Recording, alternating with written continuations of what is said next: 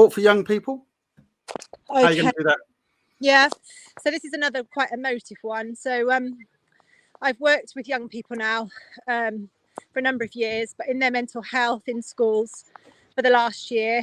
And, you know, young people are the future. They're so important. And there's so many crimes that impact them. County lines, these very young, very vulnerable people being forced to carry drugs, deal drugs, handle cash. Does that cross? That's called something, isn't it? Cross borders or something? I can't remember.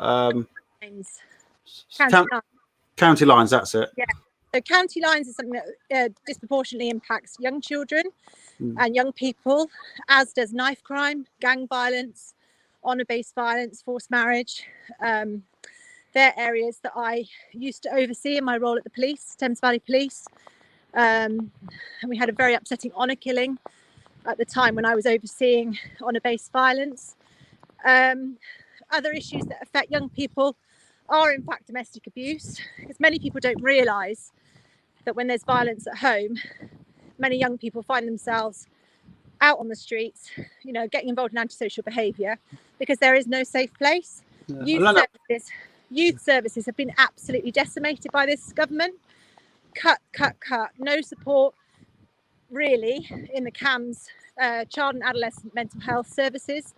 You know, that's insignificant to deal with the need.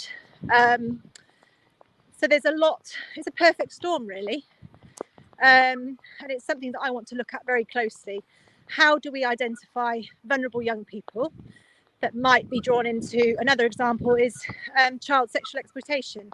I'm sure you're aware of the big cases around the country, in Oxford, Banbury, up in Rotherham.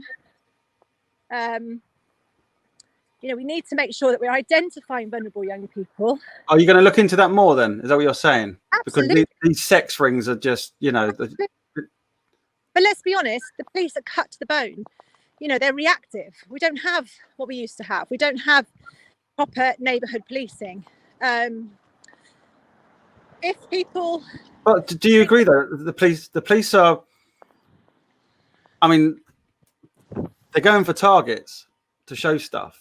It's, you know, that's why they're reactive. They're short-staffed, they're overworked, they're having to push up for these targets, you know, and make these arrests.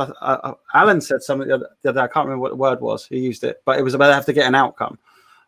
But how can, you know, it takes a lot of investigations to deal with a child sex ring or anything like that, or child exploitation. But that's the crime that the public want the police dealing with. Exactly. I don't think chasing detections is the main issue. I just think taking 20,000 police officers off the streets, and it's not only that, it's the number of PCSOs we've lost. It's the number of police staff we lost, because police staff do an amazing job. You know, it was my role in the police. Missing people, overseeing honour-based violence, community relations. There's so much police work that police staff can do, which is cheaper, more efficiently done that way, and they've been lost as well. It's not just police officers, and I think that anyone that supports a Tory government that's done that to our police force, when you value policing and value your safety, is colluding with what they've done. I think it's completely unacceptable.